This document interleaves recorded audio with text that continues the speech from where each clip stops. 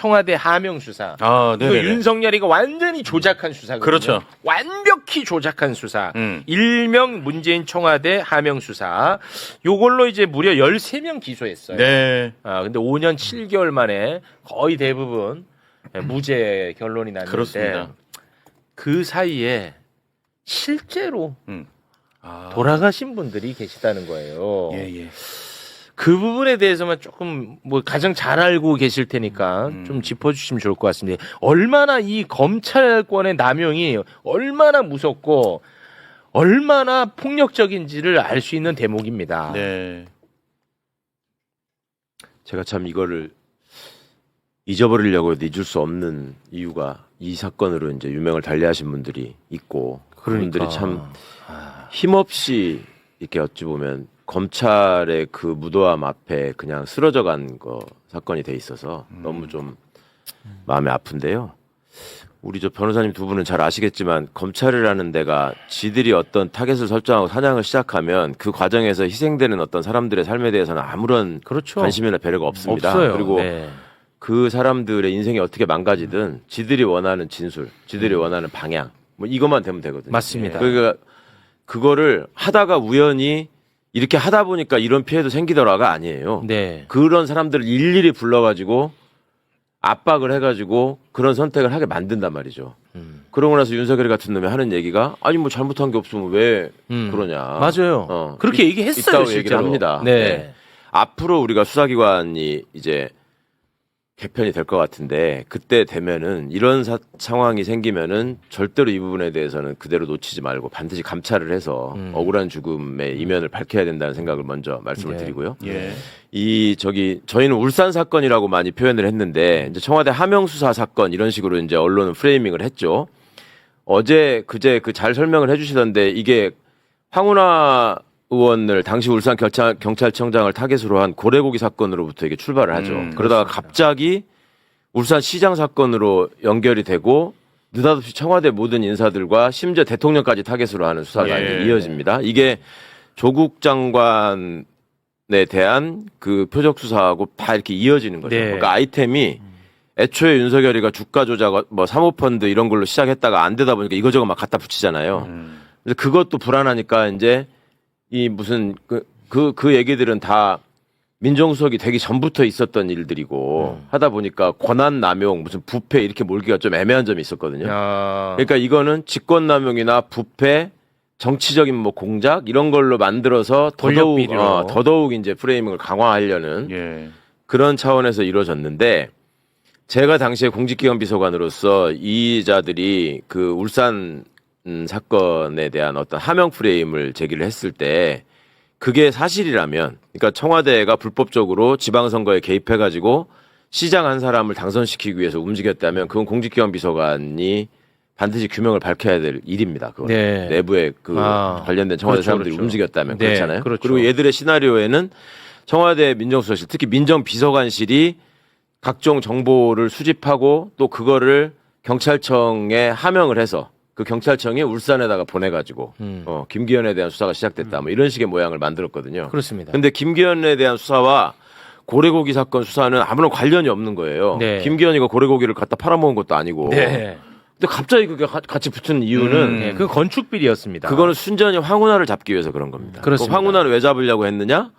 검찰의 숙적이고 눈에 가시였기 때문에. 예. 그거는 이제 적인데 저는 뒤늦게 청와대에 합류해서 나중에 이제 요 사건이 한참 그 앞부분에 진행된 거는 모르고 있었고 나중에 이제 요 사건을 하명 사건 프레임으로 갈 때부터 요걸 알고 확인을 하기 시작한 거죠. 그때부터. 네. 근데 이자들이 어떻게 했냐면 얘들이 만든 시나리오가 엊그제 방송 잘 안 나오던데 민정수석실에 문모 행정관이 있었어요. 민정비서관실에.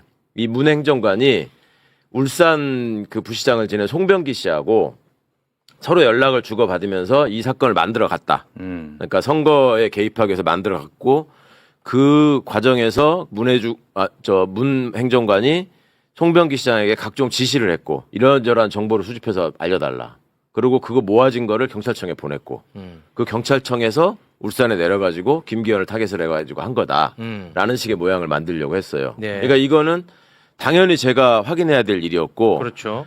쭉 조사를 하다가 다행히 그 문 행정관의 휴대전화 포렌식을 했는데 거기서 송병기 부시장하고 주고받은 카카오톡 문자가 확인이 됐어요. 네. 뭐예요? 그러면 그 카카오톡 문자를 보면 누가 먼저 김기현에 대한 얘기를 하느냐가 나오잖아요. 그렇죠. 그랬을 때 청와대가 하명을 했으면 청와대가 집요하게 김기현에 대해서 확인해서 보고해라. 김기현이 뭐 하냐. 그렇겠지. 울산에 계신 분이 김기현에 대해서 이렇게 모른단 말이야. 이런 게 있어야 되잖아요. 네. 근데 둘이서 처음에는 아유 뭐 알게 돼서 반갑습니다. 뭐 나중에 식사 한번 하시죠. 뭐 어쩌고 이제 그런 얘기를 해요. 그러다가 송병기 씨가 울산에서 벌어지고 있는 여러 현안에 대해서 몇 가지 얘기를 해요. 민정에서도 이런 점에 좀 관심을 가져달라. 지역이 이렇게 어렵다. 뭐 이런 식의 얘기를 합니다. 네. 그러다가 지역의 가장 큰 문제는 토착비리인데 그 당시에 대통령 주관으로 반부패 정책 협의회 뭐 이런 것들을 청와대에서 정기적으로 합니다. 예. 거기서 당시의 시대적 과제가 적폐청산이었잖아요. 네. 그와 일환으로 지역 토착 비리를 발본색원해야 된다. 이런 얘기가 당연히 주제로 논의가 돼야 될 거 아니에요. 네네, 그렇죠. 그러니까 송병기 씨는 울산에서 유명한 토착 비리가 있다. 김기현 형제와 관련된. 근데 울산 사람들은 다 알고 있고 파다한 얘기인데 이쪽의 공공기관들이 수사기관이 움직이질 않는다. 실제 안 움직였죠. 전혀 그랬잖아요. 그거 실제로 많은 사람들이 알고 있었어요. 네네. 그 형제가 또 유명한 형제야. 유명해. 그래가지고 그 얘기를 하니까 아니 그런 얘기가 있어요? 이렇게 되물어요. 행정관이. 그러니까 그런 얘기가 있으면 무슨 개요가 있는지 한번 좀 정리해 주실래요? 이렇게 해. 그러니까 이 사람이 그간에 거기서 돌았던 소문들, 그 뭐 형도 등장하고 동생도 등장하고 지들끼리 서로 상대방에 다 붙어가지고 빼먹고 뭐 이런 것들 있잖아요. 네. 그걸 쫙 단편적으로 정리해가지고 이렇게 알려줍니다. 카톡은 무슨 보고서를 보낼 수 있는 게 아니, 뭐 그렇죠. 그렇다기보다는 글자로 이렇게 하잖아요. 네. 그래서 이거는 하명의 실체가 없고 우연히 첩보 수집하는 과정에서 첩보로 민정비서관실의 행정관이 확인한 내용을 진위를 확인해봐라 라고. 왜냐하면 민정비서관이 직접 수사권이 없으니까. 그렇죠. 그리고 지방의 자치단체에서 벌어진 일이잖아요. 그렇죠. 그러니까 경찰청에다가 확인해보라는 협조 공문을 보내는 겁니다. 그거 안 했으면 오히려 처벌받았을 겁니다. 그렇죠. 네. 그 반대로 이제 했던 게 얘들이 그 즈음에 또 엮었던 게 그거죠. 그 김태우가 무슨 내부 제보를 했네 어쩌네 하면서 뭐 저 금융위원회 뭐 유재수 국장이 뭐 어쩌고저쩌고 했는데 그거를 청와대에서 감찰을 무마하고 덮었다. 네. 그 소위 유재수 감찰 무마 사건이라는 게 네. 앞에 또 있거든요. 네네네. 조국을 공격하는 테마로. 그러니까 그거 때는 그런 첩보를 수집했는데 직접 감찰해가지고 왜 그 사람을 수사하고 날리지 않았느냐라는 걸로 문제를 삼아가지고 기소를 하고. 정반대네. 요거는 그렇지도 않은 거를 그런 것처럼 해가지고 또 기소하고 이런 거예요. 근데 이 대목에서 유재수 감찰무마 사건이나 이 울산시장 선거 하명 사건이나 이런 거와 공통적으로 관련돼 있는 사람이 민정수석 비서관 조국, 민정비서관 백원우, 반부패 비서관 박형철이라고 얘들은 찝었습니다. 저를 거기다가 갖다 붙이고 싶은데 너무 늦게 들어가는 바람에 어떻게 엮을 수가 없었어. 그런데 이거에 관해서 제일 관심을 가지고 열심히 움직인 건 박형철 비서관이었어요. 박형철 비서관은 지금 많이 안 알려져 있는 이름인데 네. 윤석열이가 국정원 댓글 사건 수사를 하다가 그 수사팀장이라고 하면서 좌천되지 않습니까? 나중에 박근혜 때 네네네. 최동욱 날아가고 네네. 윤석열 날아가게 되잖아요. 네. 그때 부팀장이 박형철이에요. 박형철은 그러면 검사예요? 검사였다가 그 건으로 사표를 내고 나와서 변호사를 하다가 문재인 정부 출범하면서 반부패 비서관으로 들어옵니다.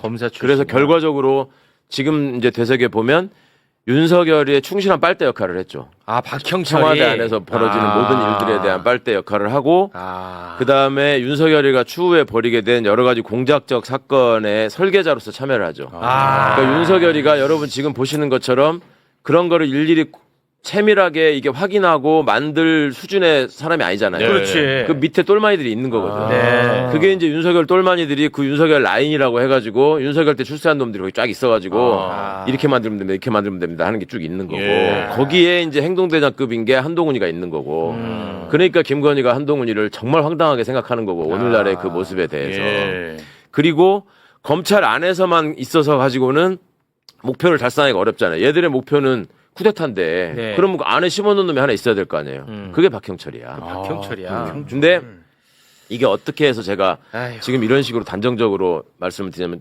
거의 처음 말씀을 드리는 건데 이 사건이 진행될 때 박형철이가 이 유재수 사건과 관련해서 동부지검에 조사를 받으러 갔다 옵니다.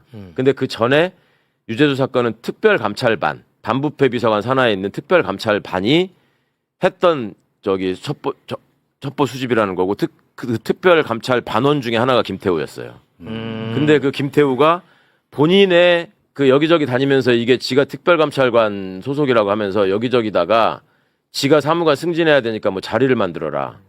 내가 뭐 이거 해야 되니까 이거를 해달라. 그 지 개인적인 뭔가 이 압박을 하고 다니는 게 저희 공직기강 비서관실에 포착이 돼서 돼요. 저희가 감찰 조사를 해가지고 이거를 징계를 하면서 쫓아냅니다.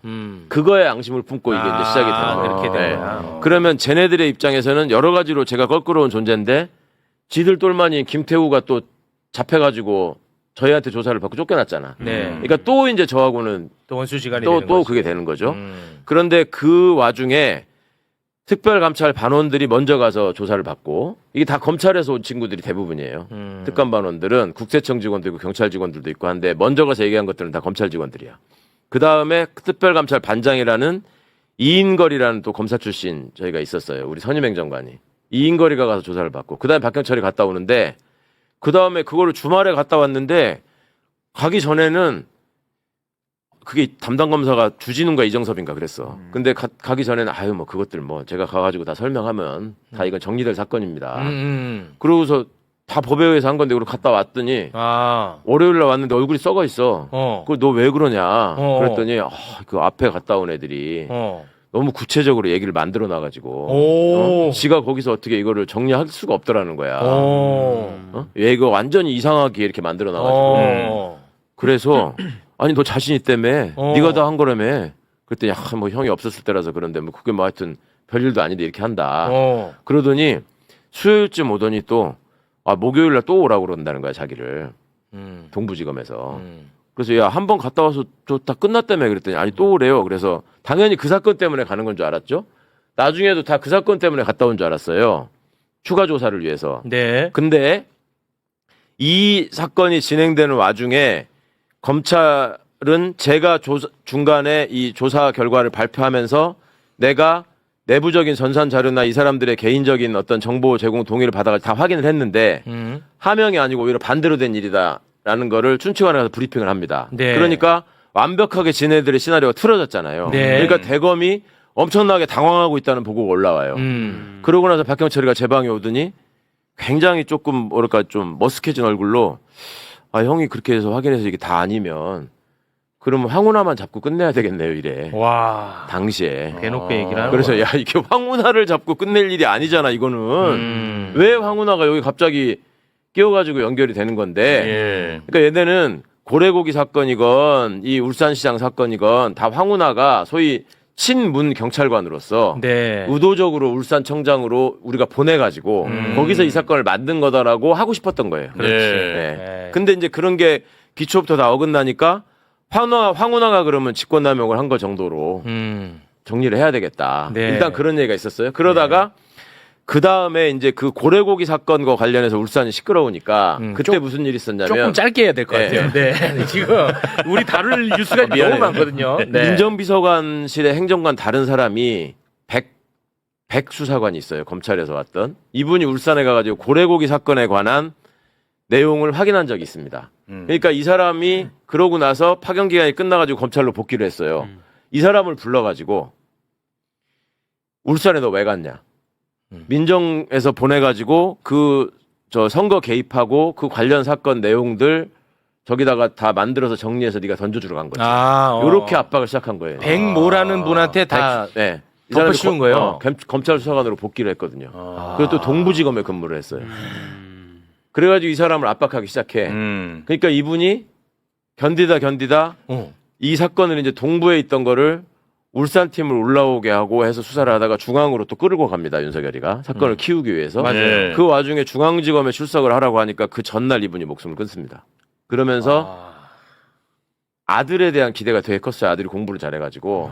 근데 거기다가 가족들을 좀 부탁한다. 아유. 가족들은 건들지 말아줬으면 좋겠다라는 취지로 글을 남기고 세상을 하직합니다. 그래가지고 그 자리에 민정수석실 사람들이 조문을 하는데 그 유족들이 너무너무 붙잡고 펑펑 우는 거예요. 그 자리에 김태우가 또 왔었어요. 그러니까 검찰 수사관들이 김태우를 거기서 폭행을 합니다. 너 때문에 우리 형이 이렇게 됐다. 이 나쁜 자식아. 그런 일이 있었어요. 아유. 근데 그런 유명을 달리한 사람들이 있는 와중에 이게 이제 마지막 얘기인데 나중에 이제 이거는 이렇게 해서 결국 다 엮어가지고 기소를 했는데 조남관이라고 있잖아요. 조남관이 동부지검장이었어요 당시에. 그러다가 검찰국장으로 옵니다. 그래서 검찰국장으로 와가지고 보고를 하기 위해서 청와대로 왔는데 저하고 앉아있는 자리에서 둘이만 있을 때 그 얘기를 해요. 저기 박형철이가 두 번째 조사받으러 올 때 우리가 불러서 왔다고 알고 있던데 그 유재수 사건 때문에 우리가 부른 거 아니라고. 지가 그냥 온 거라고. 그래서 우리가 깜짝 놀랬다고. 그러는 거예요. 그래서 그게 무슨 말이냐. 그랬더니 박형철이가 와가지고 울산 사건을 이렇게 저기 해서 한 거라고 얘기를 해서 그게 시작됐다는 거야. 근데 그 전에 박형철이가 저한테 윤석열이를 만나러 갔다 왔다. 아크로비스타에. 아, 그래요? 가서 씨. 술 먹고 밥 먹으면서 그걸 이 사건에 기획을 관해서 한 거지. 이 사건에 관해서 얘기를 했고 아. 이런 거 갖고 저기에서 그 뭐 대통령님을 귀찮게 괴롭히지 말아라는 쪽으로 지가 얘기를 했다라는 식으로 나한테 얘기를 했었어. 근데 사실은 알고 보니까 거기 가가지고 이거를 이렇게 만들었을 가능성이 되게 높았던 거야. 이 검찰들. 그러니까 문재인 정부에서 인사를 잘했어야지. 뭐 맨날. 이게 진짜 이게 돌아가셨어. 결국은 이 덤터기 다 씌우려고 하다 보니까. 가족하고 주변 다. 그러니까 이분이 평생을 검찰 수사관으로 있었고 청와대에 뽑혀올 정도로 유능한 사람인데 왜 그랬겠냐고요. 네. 이게 윤석열이가 어떻게 할지 알거든. 그렇습니다. 이런 걸 이제 우리가 계속 들여다보면 볼수록 이 검찰 개혁은 절실해진단 그렇습니다. 말이죠.